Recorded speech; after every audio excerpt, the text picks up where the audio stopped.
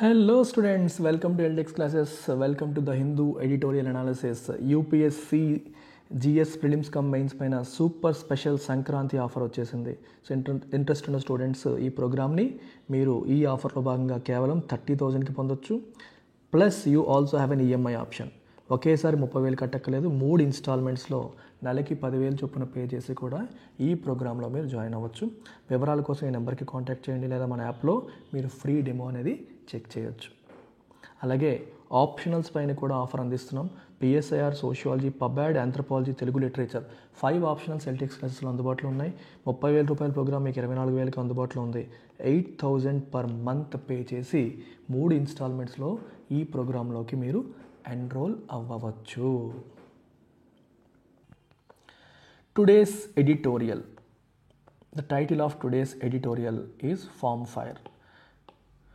అంటే వ్యవసాయం రేపిన మంట అన్నట్టు. జనరల్గా ఇది ఎందుకు ఈ ఫార్మ్ ఫైర్ అనే పదాన్ని వాడారంటే, పంజాబ్, హర్యానా రాష్ట్రాల్లో మనకి వింటర్ సీజన్ వచ్చినప్పుడు ఏం చేస్తారంటే, ఆల్రెడీ వరి వేసి ఉంటారు.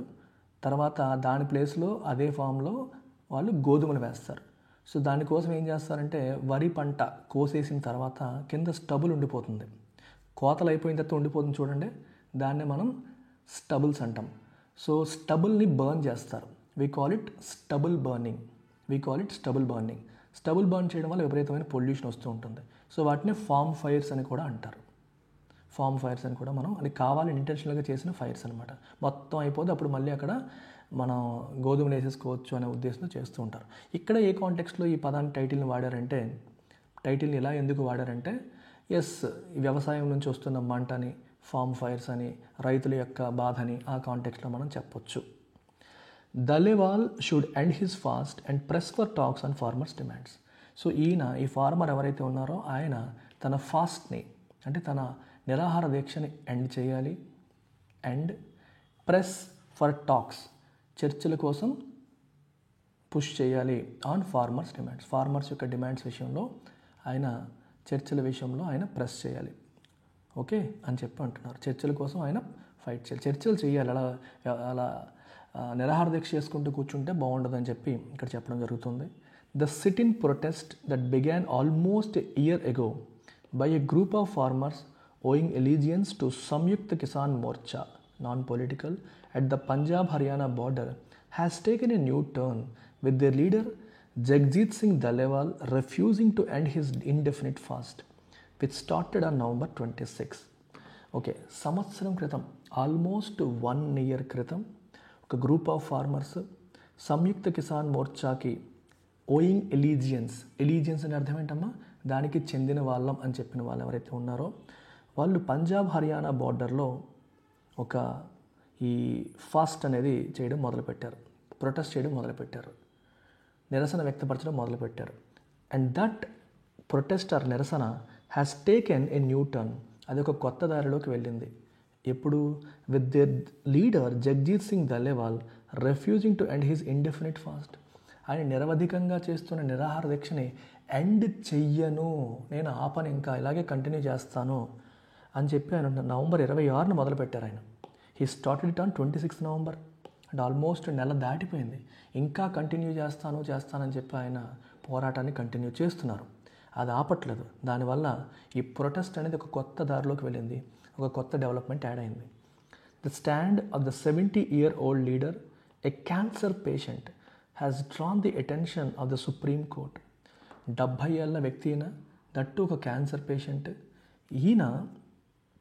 ఈయన చేస్తున్న స్టాండ్ అంటే ఏంటి?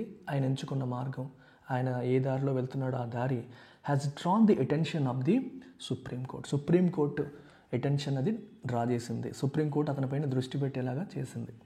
Farmers in the state across their organisational and political positions supported a Punjab bandh on December 30 in solidarity with mister Dallewal. So దల్లేవాల్కి సంఘీభావం తెలపడానికి, నీతో పాటు మేము ఉన్నాం అని చెప్పడానికి. సాలిడారిటీ అంటే మీనింగ్ ఏంటి? నీతో పాటు మేము ఉన్నామని చెప్పడం అనమాట, సంఘీభావం తెలపడం. సో అది చెబుతూ December 30వ తారీఖున పంజాబ్ బంద్ ప్రకటించారు farmers in the state. The court has allowed the Punjab government time till Thursday to ensure that mister Dallewal gets medical aid. The court has allowed, court allow చేసింది దేన్ని, పంజాబ్ గవర్నమెంట్ని. ఏం అలౌ చేసింది, టైం టిల్ థర్స్డే వరకు సమయాన్ని ఇచ్చింది. దేనికోసం, to ensure that mister Dallewal gets medical aid, ఆయనకి మెడికల్ ఎయిడ్ అంటే సహాయం, వైద్యపరమైన సహాయం అందించాలి థర్స్డే లోపు అని పంజాబ్ గవర్నమెంట్కి కోర్టు ఒక రకంగా అల్టిమేటం ఇచ్చింది. ఆ లోపు చేయమని టైం అలౌ చేసింది. The farmers outfits have told the court that their leader would accept medical help only if the union government held a discussion with them on their demands such as implementing a legalized minimum support price as per the formula of National Constitution Commission on Farmers constituted by M.S. Swaminathan. Inka, a debt waiver for all farmers and the withdrawal of all cases against farmers for protesting against the 3 farm laws which were repealed in 2021. Okay, గమనించండి ఇప్పుడు. So వీళ్ళు ఏమంటున్నారంటే farmers outfits అంటే ఏంటమ్మా, సంఘాలు, farmer యొక్క సంఘాలు ఏవైతే ఉన్నాయో, సో వీళ్ళు ఏమంటున్నారు, హ్యావ్ టోల్డ్, సుప్రీంకోర్టుకి చెప్పాయి. ఏం చెప్పాయి సుప్రీంకోర్టుకి, that their leader would accept medical help, మా నాయకుడు మెడికల్ హెల్ప్ యాక్సెప్ట్ చేస్తారు. ఎప్పుడు, ఓన్లీ ఇఫ్ మేము చెప్పింది చేస్తే. ఏం చెప్తే ఏంటది, the union government held a discussion with them on their demands, వీళ్ళు ఏవైతే డిమాండ్ చేస్తున్నారో ఆ డిమాండ్స్ విషయంలో యూనియన్ గవర్నమెంట్ వీళ్ళతో డిస్కషన్ చేయాలి. ఏంటవి, such as implementing a legalised minimum support price. Legalised minimum support price అనేది మీరు ఇంప్లిమెంట్ చేయాలి. ఇక్కడ ఒక ఇంట్రెస్టింగ్ ఆస్పెక్ట్ మనం మాట్లాడుకోవాలి. So this is something related to subject. MSP, minimum support price. So మీకు వీట్ కావచ్చు, లేకపోతే రైస్ కావచ్చు, సో వీటన్నిటి గురించి మీకు తెలుసు, వినుంటారు. ఈ వీట్, రైస్కి యాజ్ ఆఫ్ నౌ ఎంఎస్పి అనేది ఉంది. వీటితో పాటు ఇంకొక 22-23 ఐటమ్స్ ఓవరాల్గా వీటన్నిటికీ మినిమం సపోర్ట్ ప్రైస్ అనేది ఉంది. మినిమం సపోర్ట్ ప్రైస్ అంటే అర్థం ఏంటి, సింపుల్గా రైతులు పంట పండించే ముందే, అంటే వ్యవసాయం పంట పండించే ముందే గవర్నమెంట్ ప్రైస్ అనౌన్స్ చేస్తుంది. మీరు పంట పండించిన తర్వాత నేను ఏ ధరకి కొంటాను, ఒక క్వింటాల్ ఈ ప్రైస్కి నేను కొంటానని చెప్పి రైతులు పండించడం మొదలు పెట్టడానికి ముందే ప్రభుత్వం అనౌన్స్ చేస్తుంది. అదే మినిమం సపోర్ట్ ప్రైస్. అంటే మార్కెట్లో ఆ టైంలో రేట్లు ఎక్కువ ఉండని తక్కువ ఉండని పర్లేదు, మార్కెట్లో రేట్లు ఎక్కువ ఉన్నా పర్లేదు, తక్కువ ఉన్నా పర్లేదు, నేను మాత్రం మీ దగ్గర ఎవరు కొన్నా కొనకపోయినా సరే ప్రభుత్వం ఏముంటుంది, మేము మాత్రం మీ దగ్గర కొంటాము. ఏ ప్రైస్కి, ఏ ప్రైస్తో అనౌన్స్ చేస్తున్నారో ఎంఎస్పి అనేది ఆ ప్రైస్కి కొంటామని చెప్పి ప్రభుత్వం చెప్తుంది.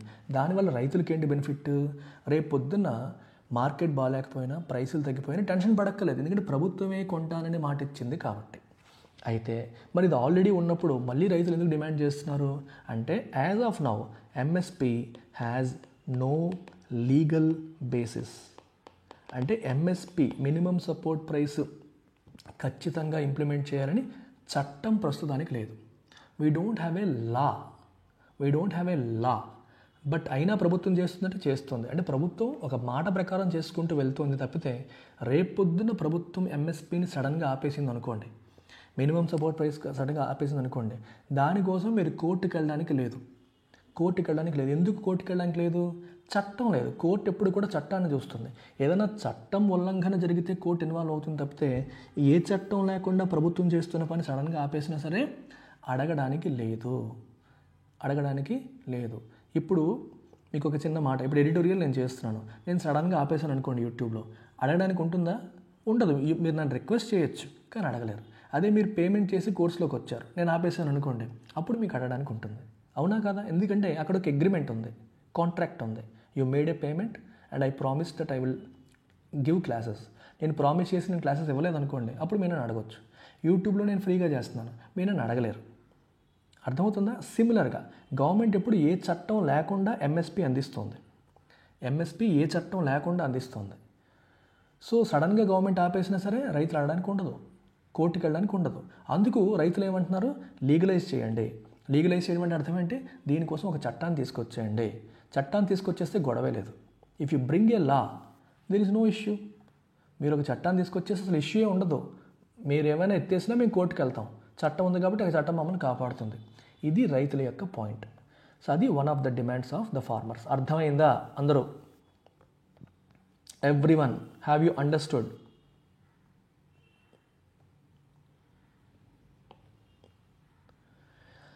సో అది దేని ప్రకారం చేయాలి? As per the formula of national commission on farmers. MS Swaminathan గారు ఏర్పాటు చేసిన, కాన్స్టిట్యూట్ చేసిన నేషనల్ కమిషన్ ఆన్ ఫార్మర్స్ ఏదైతే ఉందో వాళ్ళు ఇచ్చిన ఫార్ములా ప్రకారం ఈ ప్రైస్ డిటర్మైన్ చేయాలి, ప్రైస్ పెట్టాలి, ఫార్ములా పెట్టాలని వాళ్ళ డిమాండ్. అది ఒకటి. రెండోది a debt waiver for all farmers అందరికీ డెట్ వెయివర్ చేయాలి అని అంటున్నారు. సో అనదర్ ఇంట్రెస్టింగ్ వర్డ్ ఇక్కడ చూడండి, waiver. What is the meaning of waiver? మీకు ఈ రెండు పదాలు మీరు బ్యాంకింగ్ అవేర్నెస్లో చదువుతారు. Waive off, write off. What is the difference between write off and waive off? Debt అంటే అప్పు లేదా లోన్ రైట్ ఆఫ్ అంటాం, లోన్ వెయివ్ ఆఫ్ అంటాం. ఫస్ట్ వెయివ్ ఆఫ్ అంటే అర్థం ఏంటి? మాఫీ. వెయివర్ అంటే ఏంటో మా అర్థం తెలుగులో? మాఫీ అంటే అర్థం ఏంటి? మీరు కట్టక్కర్లేదు. మాఫీ అంటే మీనింగ్ ఏంటి? కట్టక్కర్లేదు. రుణమాఫీ అంటాం. అంటే మీరు తీసుకున్న రుణాలు తిరిగి కట్టాల్సిన అవసరం లేదు అని చెప్పడాన్ని డెట్ వెయివర్ అంటాం. We call it debt waiver. Then what about write off? మరి రైట్ ఆఫ్ అంటే అర్థం ఏంటి? రైట్ ఆఫ్ అంటే రిమూవ్ ఫ్రమ్ బుక్స్. బుక్స్ అంటే అర్థం ఏంటి? పుస్తకాలని కాదు, అకౌంట్స్ అని అర్థం. అకౌంట్స్లోంచి తీసేయడం అంటే సింపుల్గా చెప్పాలంటే మీ బ్యాలెన్స్ షీట్ అంటే అర్థం ఏంటి? Assets, liabilities. ఒకవైపు మీ ఆస్తులు, ఇంకోవైపు మీ అప్పులు, ఇలా కలిపి ఉండేదాన్ని మనం బ్యాలెన్స్ షీట్ అంటాం. ప్రతి కంపెనీకి, ప్రతి బ్యాంకుకి అన్నిటికీ ఉంటాయి. సో అందులో ఏ లోన్ అయితే నువ్వు రైట్ ఆఫ్ చేసావో వాటి గురించి ఇంకా మెన్షన్ చెయ్యవు. Officially you remove it from your books. అయితే దాని అర్థం లోన్ రైట్ ఆఫ్ చేసేసాము అంటే ఇంకా మరి అడగరా? నో, అలాగేం లేదు. రైట్ ఆఫ్ చేశాక కూడా అడగొచ్చు. సో దాని ప్రాసెస్ దానికి ఉంటుంది. మనకి ఇన్సాల్వెన్సీ అండ్ బ్యాంక్రప్టసీ కోడ్ ప్రకారం కావచ్చు, ఐబీసీ, లేదా సర్ఫేసీ యాక్ట్ ప్రకారం కావచ్చు. వీటిని ఉపయోగించి ఆ రుణాల్ని మళ్ళీ ఈ ఎన్పిఎస్ వినుంటారు కదా మీరు, బ్యాంక్ వాళ్ళు, యూపీఎస్సీ వాళ్ళు, ఎన్పిఎస్ నాన్ పర్ఫార్మింగ్ అసెట్స్, మొండి బకాయిలు, వీటిని రికవర్ చేయడం కోసం ఈ చట్టాలను ఉపయోగించి చేసే ప్రయత్నాలు ప్యారల్గా జరుగుతాయి. కానీ మీ యొక్క అఫీషియల్ అకౌంట్స్లో దాని గురించి చూపించరు. అఫీషియల్ అకౌంట్స్ నుంచి దాన్ని తీసేయడాన్ని మనం రైట్ ఆఫ్ అంటాం. పూర్తిగా రుణాన్ని మాఫీ చేసేయడాన్ని మనం వెయివ్ ఆఫ్ అని అంటాం. I hope it is clear to all of you. So వాళ్ళు డెట్ వెయివర్ అడుగుతున్నారు, అంటే రుణ మాఫీ చేయమని అడుగుతున్నారు అందరు ఫార్మర్స్కి.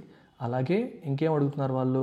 Withdrawal of all cases against farmers for protesting against the 3 formulas which were repealed in 2021. Repealed అంటే క్యాన్సల్డ్, రద్దు చేయబడ్డాయి. 2021లో రద్దు చేయబడ్డ 3 formulasకి వ్యతిరేకంగా అప్పుడు ప్రొటెస్ట్ చేసినందుకు రైతుల మీద చాలా కేసులు పెట్టారు పోలీసులు. ఆ కేసులన్నీ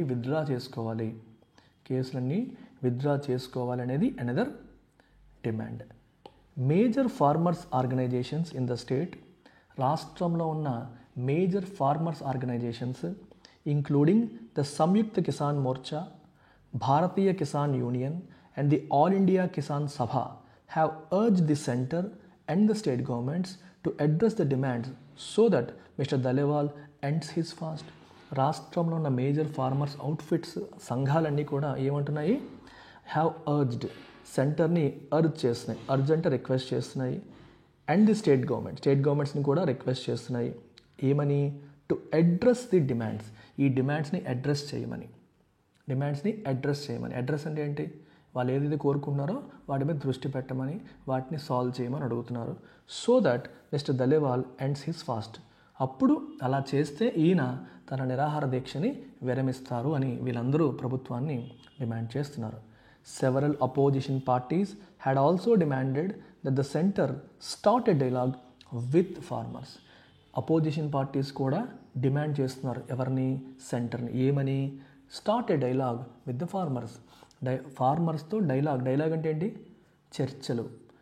ఫార్మర్స్తో చర్చల్ని ప్రారంభించండి. ద్వైపాక్షిక చర్చ, డైలాగ్. 2 డై అంటే 2, లాగ్ అంటే ఒక మాట, ఇద్దరి మధ్య జరిగే మాట డైలాగ్. ఓకే, సో ఫార్మర్స్తో చర్చలు జరపమని, ద్వైపాక్షిక చర్చలు మొదలుపెట్టమని అపోజిషన్ పార్టీలు కూడా డిమాండ్ చేస్తున్నాయి. It is debatable now. It is debatable how helpful the court's ultimatum is in situations such as these, when policy, law and order, and politics are all intertwined.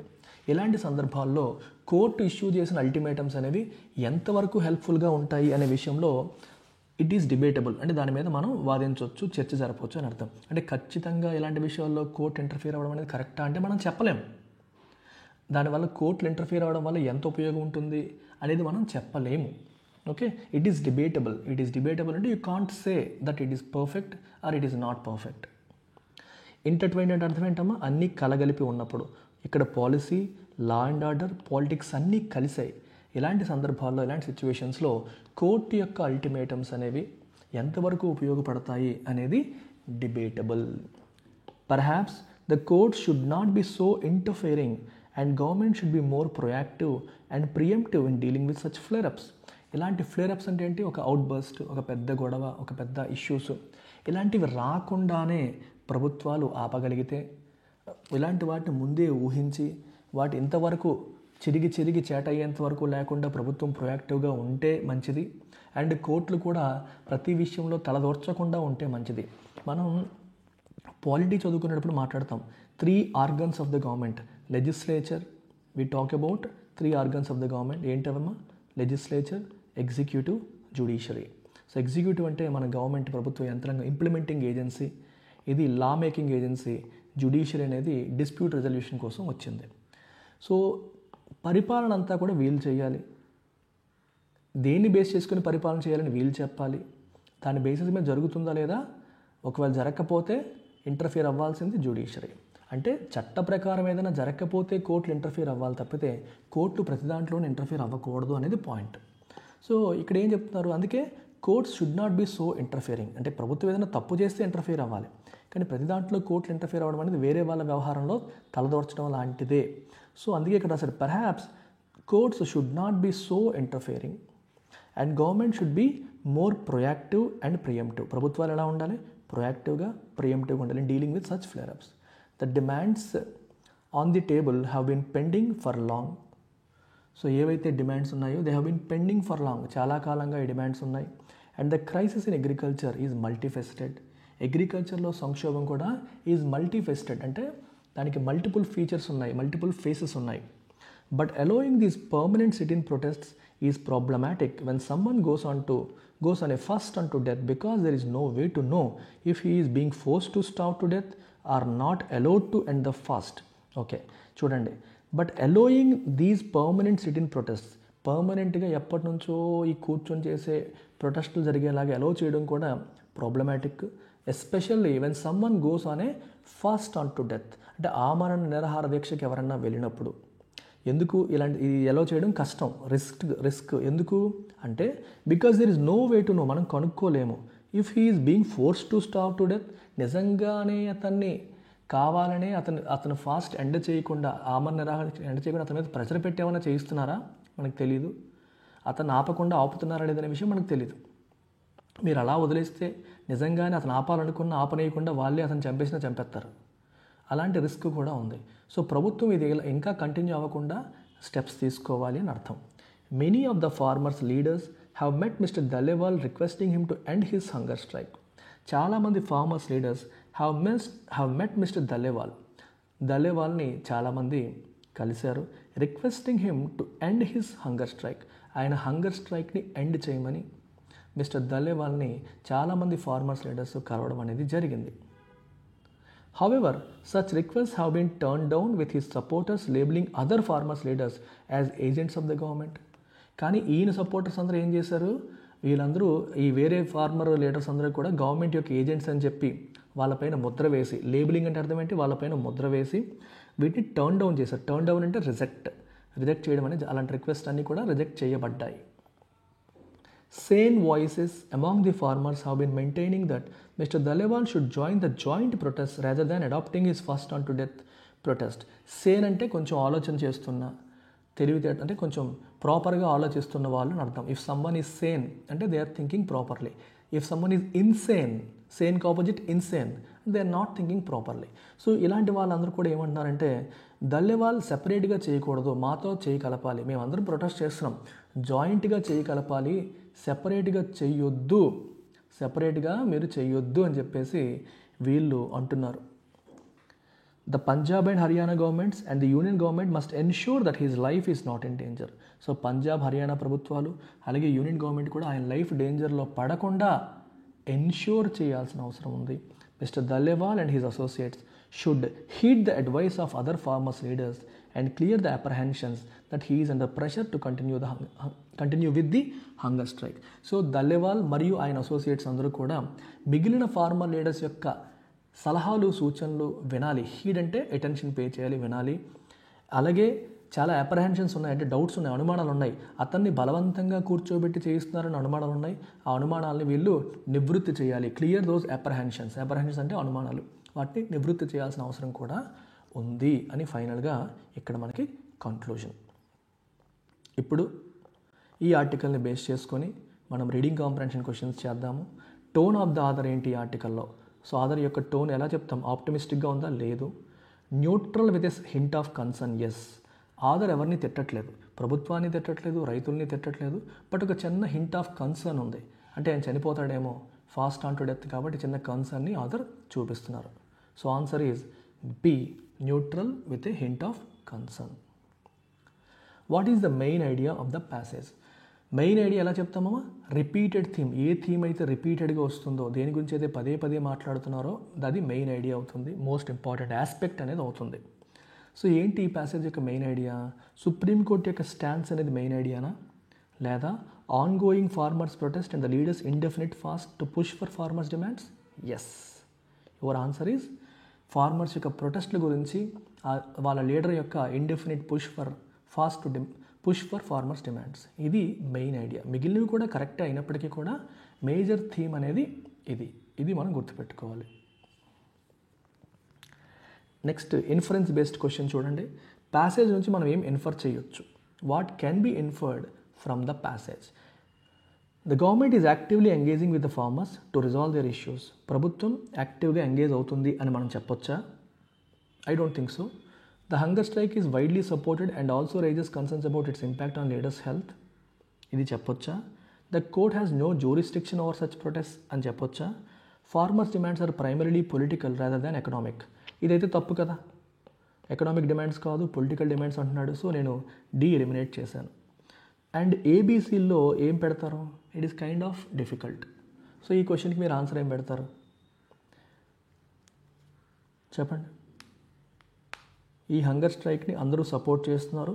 At the same time దీనివల్ల leaders యొక్క health పైన concerns, impact ఏం పడుతుందన్న చిన్న concerns కూడా rise అవుతున్నాయి అని చెప్పొచ్చా? కోర్టుకి జ్యూరిస్డిక్షన్ లేదు అని చెప్పొచ్చా? ఏం పెడతారు ఆన్సర్? థింక్ చేయండి మీరు. I want you to answer this. Third క్వశ్చన్కి ఆన్సర్ మీరు పెట్టాలి. కామెంట్స్లో నేను కరెక్ట్ ఆన్సర్ ఏంటో చెప్తాను. మీరు పెట్టే కామెంట్స్కి నేను రిప్లై ఇస్తాను. అప్పుడు మీకు అర్థమవుతుంది ఏది కరెక్ట్ ఆన్సర్ అని. So I want you to try this question, try this difficult question. Seems easy but it is not so easy. Assumption based question చూడండి. Which assumption underlies the author's discussion? So author discussion వెనకాల assumption ఏంటి, story ఏంటి? Farmers protest are always politically motivated. Extreme మనం ఎప్పుడు తప్పు అంటాం. Governments can prevent such situations with proactive measures. Yes, ప్రభుత్వాలు కొంచెం ప్రొయాక్టివ్గా ఉంటే ఇలాంటి వాటిని ప్రివెంట్ చేయొచ్చు అనేది ఆధార్ యొక్క ఉద్దేశం. ఎందుకంటే మధ్యలో రాశారండి ప్రొయాక్టివ్గా ఉండాలి, ప్రియంప్టివ్గా ఉండాలి, కోర్ట్స్ అంతగా ఇంటర్ఫియర్ అవ్వకూడదని చెప్పి రాశారు. So answer B. ఇది చూడండి, or and ineffective method, again extreme sentences అన్నీ కూడా తప్పులు అవడానికి అవకాశం ఉంటుందని చాలాసార్లు చెప్పాను. అలాగే ఇది కూడా షుడ్ హ్యావ్, నువ్వు క్లియర్గా చెప్పేస్తున్నావు, should have a direct role, ఇది కూడా ఎక్స్ట్రీమ్. చాలా ఈజీ క్వశ్చన్ ఇది. ఇందాక ఇన్ఫరెన్స్ క్వశ్చన్తో పోల్చుకుంటే ఇది చాలా ఈజీ క్వశ్చన్. ఇన్ఫరెన్స్ క్వశ్చన్స్తో పోలిస్తే ఇది చాలా ఈజీ క్వశ్చన్. ఎందుకంటే 3 ఎలిమినేట్ అయిపోతాయి ఈజీగా. ఇందాక క్వశ్చన్లో ఎలిమినేషన్ కష్టంగా ఉంది, దీంట్లో కష్టంగా ఉంది. ఓకే, గవర్నమెంట్ యాక్టివ్గా ఎంగేజ్ అవుతుందా అంటే నో, ఎంగేజ్ అవ్వట్లేదు బేసిక్గా. ఇది కూడా మీరు ఎలిమినేట్ చేయొచ్చు. సో మీరు బి అండ్ సిలో ఏం పెడతారు? కోర్టుకి జ్యూరిస్డిక్షన్ లేదు అనేది మనం అంటామా, లేదా వైడ్లీ సపోర్టెడ్ అంటామా? Most likely the answer is B. కోర్టుకి జ్యూరిస్డిక్షన్ లేదు అని మనం అనలేం. You can't say that. So answer is B. What is one of the primary demands of the farmers mention in the passage? Farmers యొక్క primary డిమాండ్స్లో ఒకటి ఏంటి? Exports గురించి అసలు మాట్లాడలేదు. లీగలైజ్డ్ మినిమం సపోర్ట్ ప్రైస్ మాట్లాడారు. న్యూ ఫార్ములాస్ గురించి వద్దంటున్నారు. ఇండస్ట్రియల్ డెవలప్మెంట్ గురించి మాట్లాడట్లేదు. So answer is B. Why has the supreme court intervened in this situation? ఎందుకు సుప్రీంకోర్టు దూరాల్సి వచ్చింది? అగ్రికల్చరల్ పాలసీ రిఫార్మ్స్ని అడ్రస్ చేయడానికి కాదు. To ensure medical aid for the fasting leader. ఆయనకి మెడికల్ ఎయిడ్ ఎన్ష్యూర్ చేయడం కోసం గవర్నమెంట్ సుప్రీంకోర్టు ఇంటర్వ్యూన్ అయ్యింది. Solidarity అనే పదానికి మీనింగ్ ఏంటి? Unity and support. ఆల్రెడీ మాట్లాడుకున్నాం మనం. Unity, support. మీకు మేము ఉన్నాము, మీతో పాటు మేము ఉన్నాము, సంఘీభావం అంటాం తెలుగులో. అల్టిమేటం అనే దానికి అర్థం ఏంటమ్మా? Final demand. Ultimatum is nothing but a final demand. Multifaceted అంటే అర్థం ఏంటి? Involving many aspects or features. Multiple facets ఉన్నది.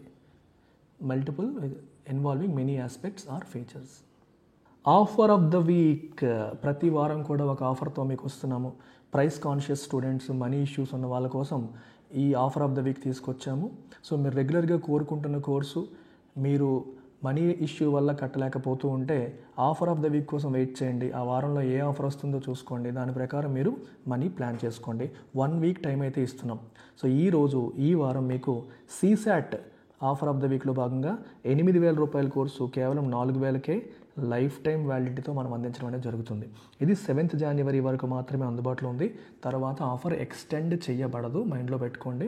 ఇది మీరు డైరెక్ట్గా యాప్లో డౌన్లోడ్ చేసుకోవచ్చు, లేదా ఈ నెంబర్కి కాంటాక్ట్ చేసి అఫీషియల్ నెంబర్కి మీరు ఫోన్పే చేసి కూడా ఈ కోర్సులో జాయిన్ అవ్వచ్చు. Take care.